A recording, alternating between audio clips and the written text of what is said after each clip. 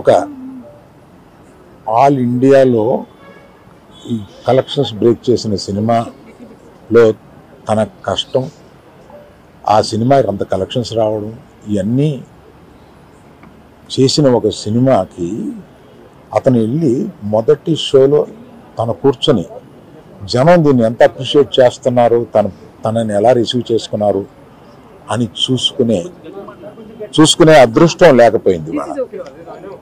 Because of an unfortunate incident he had to come back. ఆ తర్వాత ఒక తండ్రిగా నాకు ఇంత సాధించి ఇంత పెద్ద సినిమా తీసిన అతను లాస్ట్ 2 వీక్స్గా ఈ గార్డెన్లో మూల కూర్చొని ఉంటున్నాడు. రోజు ఆ పైన ఉంటున్నాడు, లేకపోతే ఇక్కడ ఉంటున్నాడు. నేను ఒకసారి ఈ గార్డెన్ దగ్గరికి వచ్చి, ఏంటయ్యా ఇట్లా ఉంటావు నువ్వు, వెళ్ళి ఫ్రెండ్స్ దగ్గర కన్నా వెళ్ళు, లేకపోతే ఏదైనా ఊరన్నా వెళ్ళు, ఏదైనా బ్రేక్ తీసుకో, ఇందులోనే ఉండి నువ్వు ఇట్లాగ మరోజుగా ఇలా కూర్చొని ఉంటావు, దేశం అంతా నీ సినిమాని సెలబ్రేట్ చేసుకుంటుంటే నువ్వు ఇట్లా కూర్చొని ఉంటావు అంటే, సో అన్ఫార్చునేట్ ఇన్సిడెంట్ కరెక్ట్గా ఇప్పుడు జరిగింది. We don't know why, but the nature did it like that, let me take it, తర్వాత ఎప్పుడైనా వెళ్తాలే అని ఢిల్లీలో సెలబ్రేట్ చేస్తామని, బీహార్లో సెలబ్రేట్ చేస్తామని, బాంబేకి ఒక ప్లస్ మీట్కి రమ్మని, ఇట్లాగే రకరకాల సెలబ్రేటివ్ ఇవన్నీ వస్తున్నా కూడా it is not the time. It is ఒక ఫ్యామిలీ, అందులో తన అభిమానుల ఫ్యామిలీలా అయిపోయినందువల్ల అతను చూస్తుంటే నాకే కడుపు తరుపుకుంటుంది. ఎందుకంటే మీరు కూడా ఒకటి అర్థం చేసుకోండి, 22 సంవత్సరాలు తను కష్టపడి ఈ పేరు సంపాదించుకున్నాడు. ఇది ఒక రోజుతో వచ్చింది కాదు, ఒక సినిమాతో వచ్చింది కాదు, ఒక ప్రెస్ మీట్తో వచ్చింది కాదు, ఒక ఇన్సిడెంట్తో వచ్చింది కాదు. ఇది క్రమక్రమంగా అతను బిల్డప్ చేసుకున్నాడు.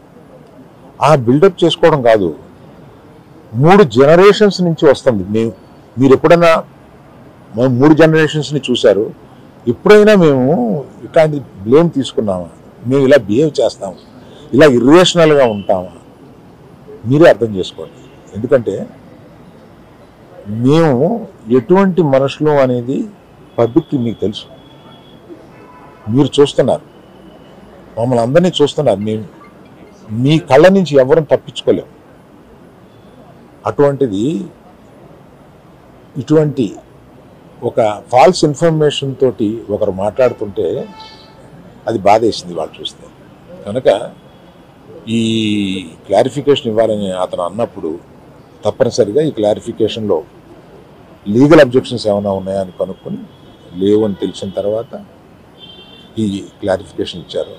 దయచేసి ప్రెస్ వారు, ప్రజలు మీరంతా ఆదరిస్తే, మీ అభిమానంతో పైకి వచ్చిన కుటుంబమే, ఆ అభిమానాన్ని అర్థం చేసుకుని ఇలాగే కంటిన్యూ చేయమని నేను కోరుతున్నాను. Thank you sir.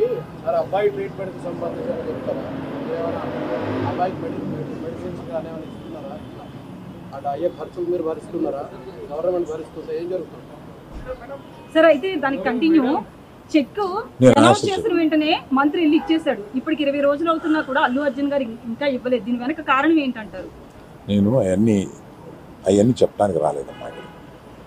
వ్యక్తిగతంగా నా బాధ ఏదో మాత్రమే చెప్పడానికి వచ్చాను ఇక్కడికి. అవన్నీ ఇంకో ఇన్సిడెంట్లో చెప్తాను. అంటే ఎందుకంటే ఇందాక అర్జున్ చెప్పబోయి కూడా, అర్జున్ ఒక అమౌంట్,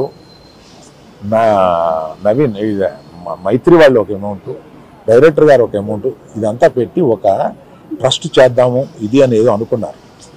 దాన్ని ఇప్పుడు చెప్పి నేను ఆ విషయాన్ని డైల్యూట్ చేయడం ఎందుకు, దాన్ని ఇంకొకసారి వచ్చి వివరంగా వాళ్ళు మైత్రి ఈయన అందరూ కూర్చొని దీన్ని ఎలా చేయబోతున్నాం, ఎంత సపోర్టివ్గా ఉండబోతున్నాం అనేది తప్పనిసరిగా మీకు చెప్తారు.